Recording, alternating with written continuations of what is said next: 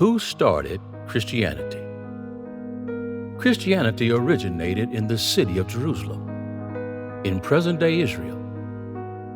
Jesus Christ was born in the small town of Bethlehem, just a few miles southwest of Jerusalem. He was raised in the town of Nazareth in the region of Galilee, about 100 miles north of Jerusalem. The term was first used in the early days of Christianity to describe followers of Jesus Christ. Being a Christian is more than just a label. It is a way of life. The word Christian was used as a compliment at first. It meant that someone was following Jesus Christ and was part of his group.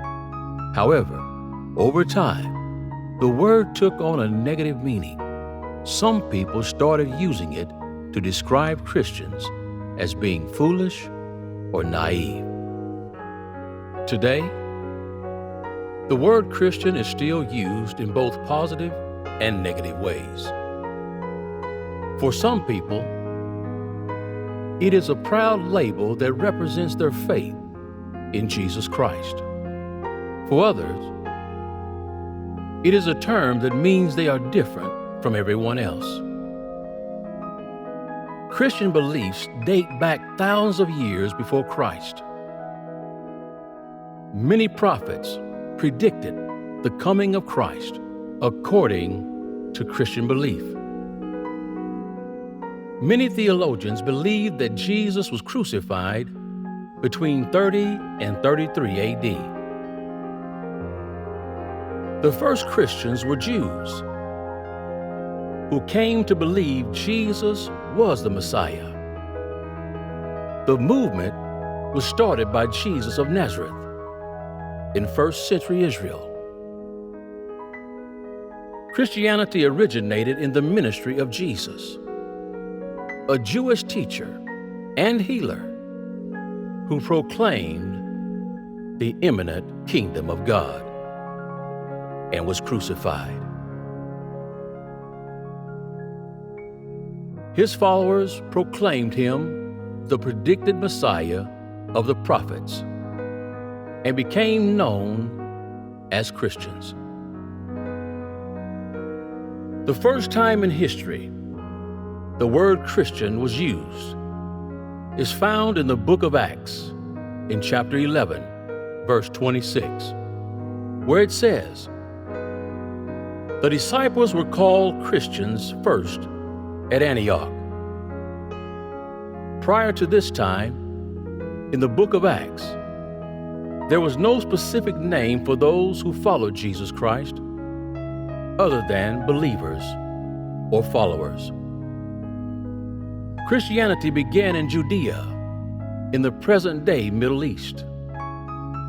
Jews were told prophecies about a Messiah who will remove the Romans and restore the kingdom of David. What we know about Jesus' life and his birth around 6 BCE comes from the 4 Gospels in the Bible. God, in Christianity, is believed to be the eternal supreme being who created and preserves all things. At its most basic, Christianity is the faith that focuses on Jesus Christ. In this context, faith refers both to the believer's act of trust and to the content of their faith. Christianity is more than just a system of religious beliefs. It's man being reconciled to God through Jesus Christ, his Son. Who is God in the flesh? He had to become a man who had never sinned to take our sin upon himself, so that we could become free from sin once and for all, by grace through faith in Jesus Christ. This is why the Bible tells us that we can come boldly into the throne room of grace and ask our God for forgiveness when we fail. The Bible says that God is faithful and just to forgive us for our sin and cleanse us from all unrighteousness. We cannot clean ourselves. If we could, there would have been no reason for Christ to die. Jesus does not say no part of the law will ever pass away.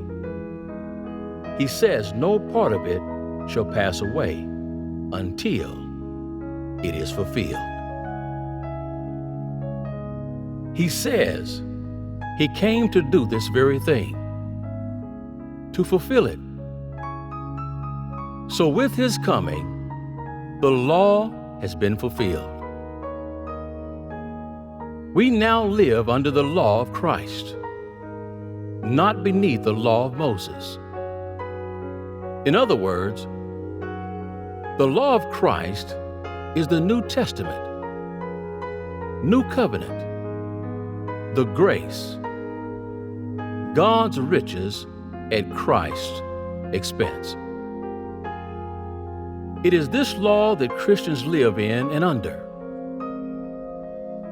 not being without law toward God, but under law toward Christ.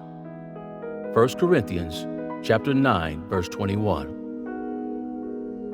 With these words, Jesus likened to the continuance of the law, to the permanence of heaven and earth. He is saying that the law is unchangeable and can only be fulfilled, never eradicated. Jesus crucified the old law as he himself was being crucified. And so once again, Jesus was indeed the completion of both the law and the prophets. Jesus gave us these commandments in Mathew chapter 22, verse 27 through 39. Thou shalt love the Lord thy God with all thy heart, and with all thy soul, and with all thy mind. When Jesus speaks of fulfilling the law and the prophets, he is speaking of bringing to fulfillment both the prophecies of Scripture and Scripture as a whole by his coming and his ministry.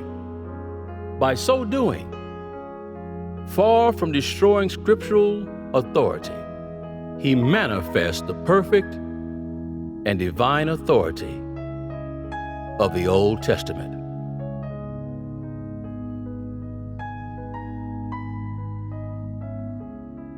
Please subscribe, like, and share this video.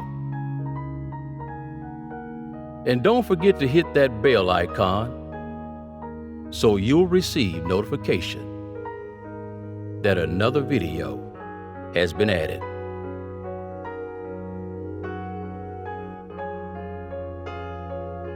And thank you for watching.